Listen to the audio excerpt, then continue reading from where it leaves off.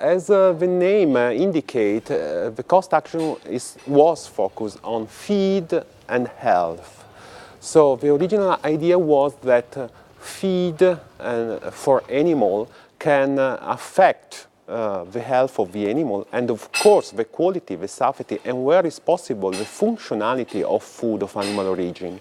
In the action we have seen how is important a multidisciplinary approach, especially when we are talking about food of animal origin, and they feature because maybe what is important for the scientist is not so much important for the consumer. The action has been organized in 4 working groups. The first one was related with food and feed and health, the second one on safety, the third one on feed supply, and the last one on consumer concern and perception. The network was quite huge because 28 countries has been involved in this action. It means more than 50 institutions. It means more than 120 scientists, not only from university, but also from research institute and also from some European bodies, such as the Institute of Reference Material and Method in Geel, in Belgium, because there is a laboratory focused on feed additives. I think that the best achievement of our action are mainly related with what the animal scientists can do in order to implement the quality, the safety and the functionality of food of animal origin. We're starting at farm level. In fact, during the action we got the opportunity for address different topics and research topics related with what the animal eat, starting from forages up to trace element or micronutrients, which are essential also in order to optimize the nutrition of the animal. In fact, we cover almost all the species, including fish, poultry, pigs, and so on.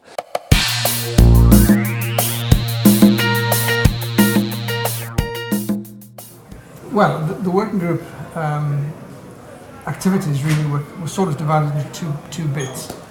First of all, looking at the issue of feed for improving the health of the animal, which Chris has looked after largely, and also the role of animal-derived foods for humans, and also whether it was possible, mainly through changing the diet of the animal, whether it was possible to improve the healthiness, if you like, of the food.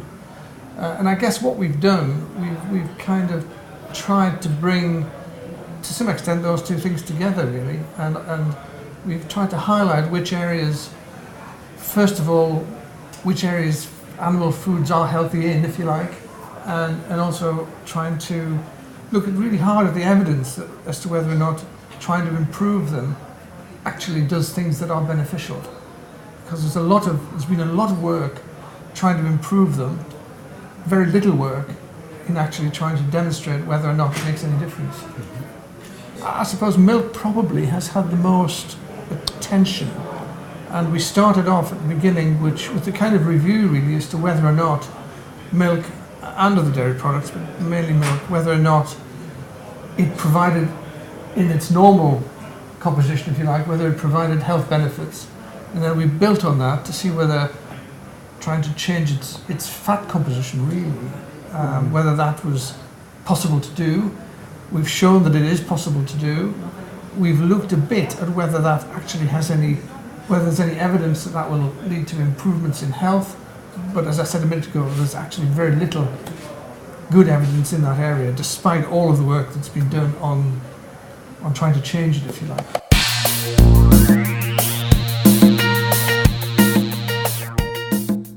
This is an area which has not received a lot of attention in the past, because traditionally the area of trying to improve the animal's health through nutrition, the focus in manipulating the nutrition of animals has been much more on productivity, and it's the more recent emphasis given to animal health and product quality is now starting to generate much more interest in feeding for animal health.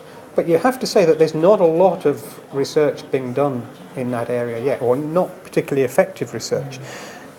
Feed ingredient companies are increasingly interested in the idea that you can feed specific ingredients that are going to have a health benefit. How do you quantify that health benefit? The way of quantifying health in animals really is to avoid disease. To ask an animal whether they're feeling healthy is not possible. So, there is we know that productivity and health are linked. So if health gets to the point where it's starting to have a negative effect on productivity, then we know about it. I think one of the things that we've realised for some time now, that traditionally people have looked at food supply, if you like, in little sections, production, processing, retailing, etc. And I think it's now clear that each bit is dependent on the other. And one thing that this project has done is to bring together all of the bits really, because there is a dependence on each other. And I think that's one of the for me, that's been one of the big benefits of it, if you like.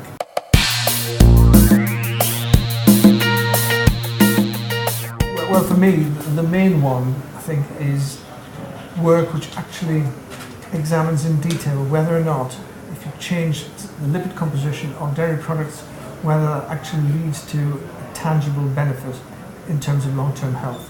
I think it will. What we now know, I think it might depend actually which dairy products you're talking about, because we now know that milk's different from cheese, and that's different from butter. And my personal view, is that initially at least, the benefits are more likely to come in butter and cheese than they are in milk, which has other things there which may be beneficial.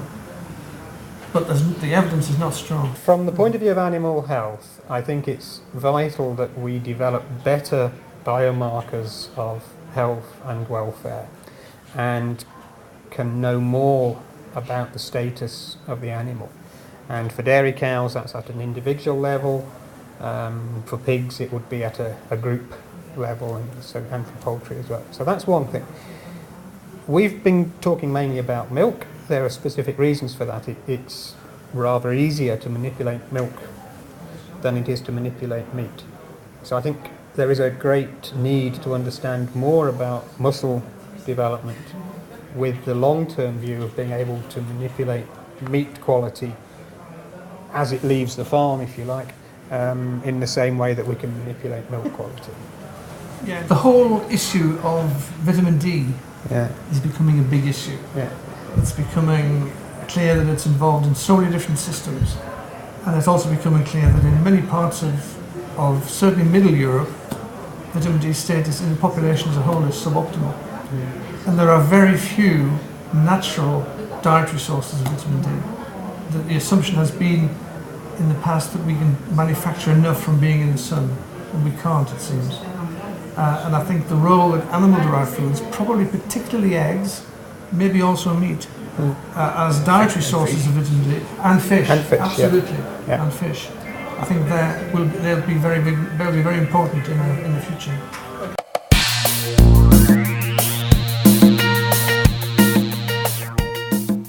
This cost action has been a success regarding communication and dissemination of scientific results. And we had a focus on the involvement of early stage researchers. We offered them the possibility of short-term scientific mission. And beside that, we took the initiative to ask 4 early stage researchers to organize a workshop. They decided the theme of the workshop, invited speakers, etc. Luciano Pinotti and myself have been supervising this process, which was also for us a very interesting experience.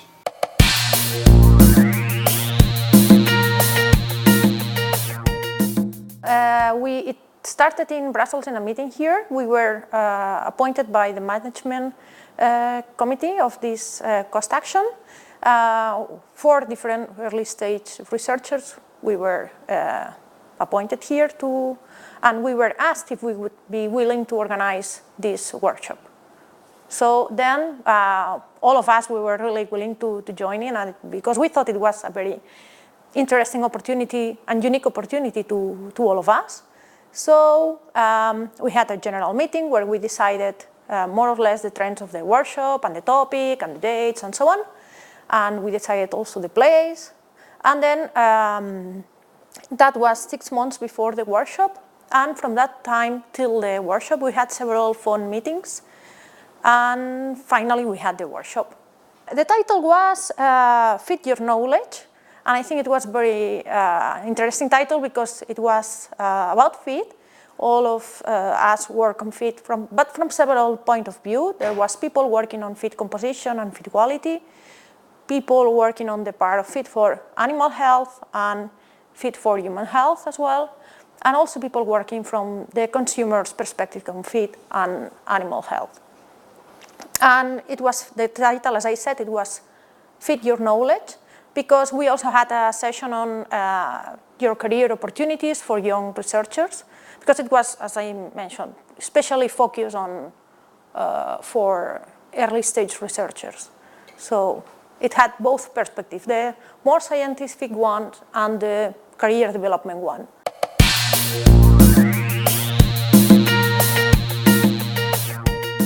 The main function of this kind of actions is network building, sharing information, getting to know about results a little earlier than we usually would do in going to reading papers or going to conferences. This is a smaller network, and getting to know new people and putting them into your own network. I think that's a main importance, for at least as I see it. I think this action has been very good at stimulating young researchers. We have had scholarships for them, and I think we have been quite good in inviting and also getting this to happen. I think the cost office indicates that has been a very good aspect in our cost action. And the other thing that I've found really helpful in this cost project has been the ability to bring in some of our current PhD students as well, because we've got several, as you know, who are working in areas which are quite well aligned with the cost objectives, with the project objectives, and for them to be involved in it in the way that they have it's been a big advantage to them, but it's actually been a big advantage to the university as a whole as well. And to us, you know, and to us, having absolutely. These enthusiastic young students attending meetings, bringing new ideas, it really stimulates us all. Cost is dealing with communication and dissemination and bringing scientists together. And I would say that this cost action, Feed for Health, has contributed a lot to that.